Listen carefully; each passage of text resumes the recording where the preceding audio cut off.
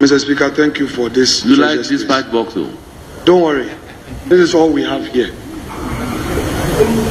Mr. Speaker, I rise to draw attention to the troubling delay in the declaration of the Ablekuma North parliamentary result. It has now been nearly 6 months since the 2024 general election, and yet the people of Ablekuma North remain without a member of parliament. This impasse suggests a worrying collusion between state institutions and represents a disturbing failure of duty.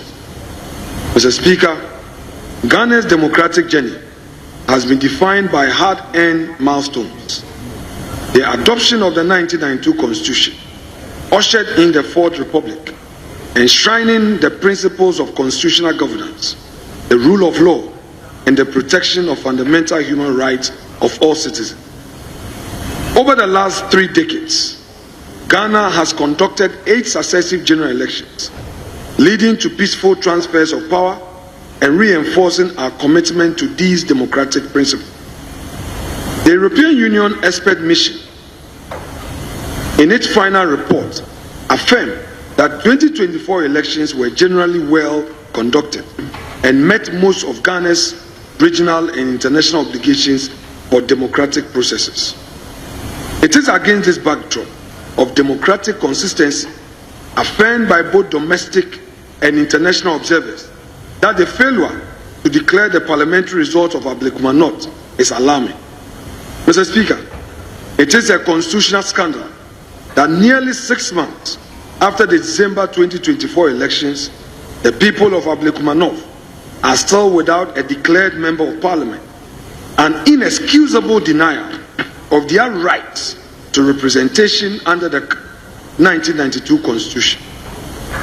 There is no known precedent under the Fourth Republic of a parliamentary election result being left undeclared for such an extended period after voting, after citizens have cast their vote to elect a member of parliament.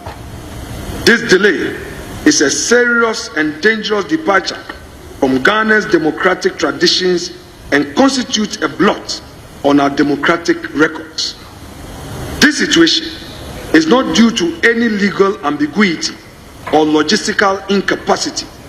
It is, quite simply, because the election task force, led by the IGP, has failed or refused to do its duty of securing the entire electoral process.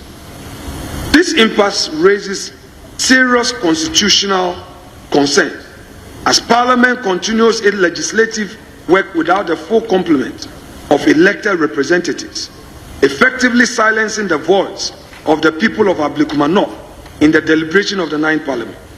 This will not be tolerated in any serious democracy. Mr. Speaker, colleagues, under Ghana's electoral framework, the Election Security Task Force, chaired by the Inspector General of Police, is responsible for the security during the entire process of election, including the collation of results. The EU Election Expert Mission acknowledged the role of ESTF as central to ensuring credible electoral process. Yet, in this instance, the task force abdicated its duty at a critical moment, leaving EC without protection and allowing lawlessness to disrupt a fundamental democratic exercise. Following the conduct of the 2024 election, an officer of the Electoral Commission was reportedly forced to declare a candidate winner under duress.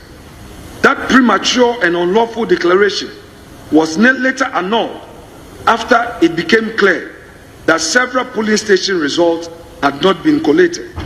Subsequently, a High Court ruling dated January 4th, 2025, unequivocally directed the Electoral Commission to complete the collation process. To date, that directive remains unimplemented.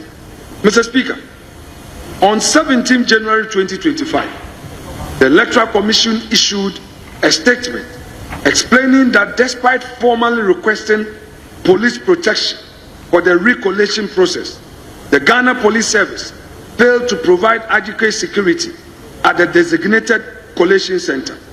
According to the Commission's official statement, this security lapse allows some party supporters to invade the premises, vandalizing property and threatening EC staff, thereby halting the process. Mr. Speaker, EC also reported that the supporters, led by the Greater Accra Regional Organizer of the National Democratic Congress, and that two unidentified individuals in military uniform without name tags were among the group. This disturbing development compelled EC staff to abandon their duties out of fear for their lives. Mr. Speaker, it must be emphasized that the High Court order not only directed the Electoral Commission to complete the process, but also mandated the Ghana Police Service to provide the necessary security and to enable the Commission to do so. However, this lawful directive has not been heeded to. Mr. Speaker, the EC statement makes clear that the Commission had written to the police requesting security for the continuation of the collation on 17th January 2025 at 8 a.m. On the morning of the scheduled exercise, however, the police informed the EC that intelligence suggested that the exercise must be put on hold, yet they failed to provide any protection at either the old head office designated as the collation center or the new corporate head office. Furthermore, in a recent high-level meeting involving the Inspector General of Police, the Electoral Commission, and the Election Security Task Force, expressed optimism about finalizing the collation and declaring the parliamentary result. Yet, weeks after the meeting, nothing has changed. The people of Ablekuma are still without a representation. Mr. Speaker, this is not a mere administrative delay. It is an affront to our democracy. The continued disenfranchisement of the people of Ablekuma North calls into question the commitment of our state institutions to the democratic process. State institutions give confidence to the populace when they stand up to their mandate. Is this a case of institutional collusion? Is this institutional apathy or a calculated scheme to deny citizens their constitutional rights to representation? Or is the police simply refusing to discharge a constitutional obligation? Mr. Speaker, our democratic resilience has been tested in the past, notably during the 2012 and 2020 presidential elections. Petitions were sent to the Supreme Court. In both instances, the aggrieved parties sought redress through the court, and the Supreme Court adjudicated the matters transparently, reinforcing public confidence in their democratic institutions.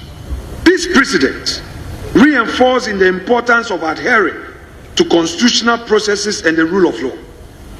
The current impasse in Ablekuma North, however, deviates from this path, as it reflects a failure of state institutions to act decisively and uphold the Constitution. This House, and indeed the Ghanaian public, deserve answers. The Electoral Commission has confirmed its readiness to complete the process.